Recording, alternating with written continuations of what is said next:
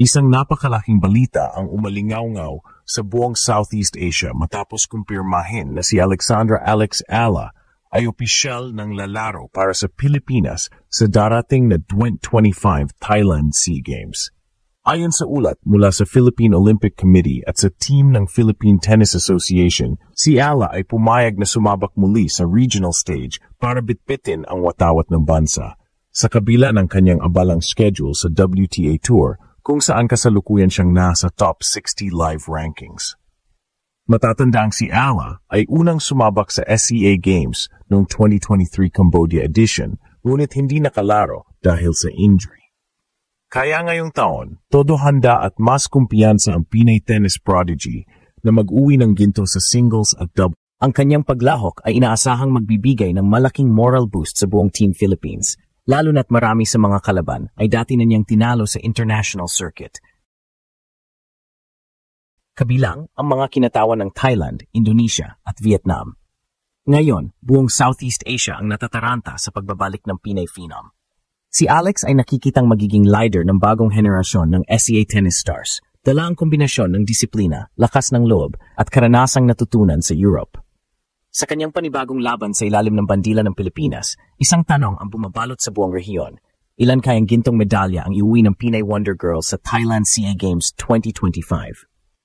Matapos ang halos 2 taon na pag-ikot sa WTA circuit, nagulat ang buong Southeast Asia sa kumpirmasyon na si Alexandra Alex Ella ay opisyal ng lalaro para sa Pilipinas sa darating na 2025 Thailand SEA Games. Ang anunsyong ito ay nagdulot ng matinding excitement sa tennis community, hindi lang sa Pilipinas, kundi pati sa buong rehiyon dahil bihira na makakita ang SEA Games ng isang aktibong top 50 ranked player sa WTA na sasabak para sa bansa. Sa edad na 20, si Ella ay isa sa pinakabatang elite players na nagdesisyong isantabi ang international schedule para makipaglaban muli sa ilalim ng bandila ng Pilipinas. Ayon sa insider reports mula sa Philippine Tennis Association, PILTE, si Ala ay pumirma ng kasunduan para maging bahagi ng Team Philippines Women's Tennis Delegation at inaasahang lalaban sa parehong singles at doubles events. Ang desisyong ito ay sinasabing personal na inaprubahan ni Alex matapos makipagpulong sa national coaches at sa Philippine Olympic Committee na matagal nang umaasang makikita siyang maglaro sa SEA Games stage. Ayon sa kanyang kampo, Alex feels this is the right time to give back to the country that supported her journey. Matapos ang matinding 2025 WTA season kung saan tumaas siya sa world rank number 50, ang pagbabalik niya sa SEA Games ay isang makasaysayang sandali, isang superstar na bumabalik sa roots, dala ang karanasan sa Europe at America para ipakita kung gaano kalayo ang narating ng Pinay tennis. Ang mga kalabang bansa tulad ng Thailand, Indonesia at Vietnam ay nagsimula na ring maghanda dahil alam nilang iba na ang level ni Ala ngayon, hindi lang siya racing star, kundi isang certified world-class athlete. Habang papalapit ang Disyembre, dumarami na ang buzz sa social media. Alex Ala is coming home. At kung totoo ang mga balita, hindi lang medalya ang nakataya, kundi ang dangal ng bansa na muling maghahari sa tennis court ng Southeast Asia. Sa gitna ng kanyang global success, nananatiling malapit sa puso ni Alexandra Ala ang paglalaro para sa bayan. Sa isang panayam sa local na media, inamin ni Alex na matagal na niyang gustong makabalik sa SEA Games matapos siyang hindi makalaro noong 2023 Cambodia edition dahil sa injury at scheduling conflicts. This time, I'm ready, ani Ella. I want to wear the Philippine colors again. It's always been my dream to bring home the gold. Ang kanyang desisyon ay nagpakita ng maturity at malasakit sa bansa. Sa kabila ng pagiging full-time WTA player, pinili niyang isingit ang SEA Games sa pagitan ng kanyang mga major tournaments sa Europe at North America. Ayon sa ulat mula sa Philippine Tennis Association, may plano si Alex na sumali sa training camp sa Thailand ilang linggo bago magsimula ang SEA Games para mas makapag-adjust sa klima at court conditions, isang patunay ng kanyang disiplina at dedikasyon. Ang kanyang pagbabalik ay hindi lang simbolo ng pagbigay-pugay sa bayan, kundi isang inspirasyon sa kabataan. Sa social media, libo-libong fans ang nagpahayag ng suporta, sinasabing hindi lang siya naglalaro para manalo, naglalaro siya para sa dangal ng Pilipinas.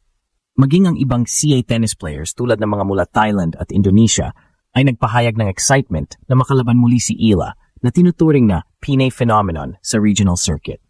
Ngayon, muling umaasa ang Team Philippines na mabubura ang 2019 drought sa tennis medals. Sa pangunguna ni Alex, May pag-asang may babalik ng bansa ang gold medal sa women's singles at doubles na matagal nang inaasam. Pero higit pa sa medalya, dala ni Ala ang mensahe ng pag-asa na kaya ng isang batang Pinay na sumikat sa mundo, bumalik at muling ipaglaban ang sariling bayan. Sa Thailand SEA Games, hindi lang siya atleta, siya ay simbolo ng pusong Pilipino na hindi nakakalimot kung saan nagsimula. Habang papalapit ang 2025 Thailand SEA Games, mas lalong nagiging makabuluhan ang kwento ni Alexandra Ayala, isang batang nagsimula sa clay courts na Maynila, ngayon ay nasa tuktok ng WTA rankings bilang world number 50 at handang ipaglaban muli ang kulay ng Pilipinas.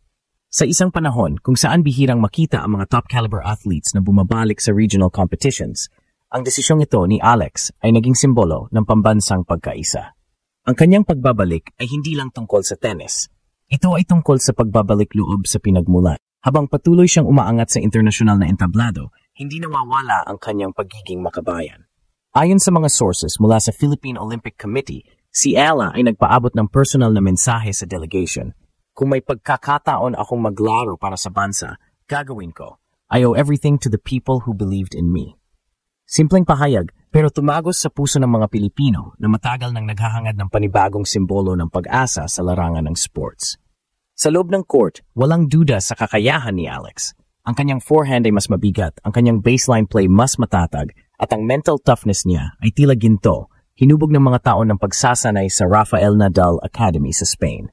Iyan ang dahilan kung bakit maraming analysts ang naniniwalang malaki ang tsansang makuha ng Pilipinas ang gold medal sa women's singles, lalo na't si Ala ay may 10 record dan sa mga top Southeast Asian players sa mga nakaraang tournaments. Ngunit, higit pa sa stats, ang pinakakahanga-hanga ay kung paano siya nag-evolve bilang atleta, mas kalmado, mas leader, mas may layunin. Ngunit, hindi rin may kakaila na may pressure.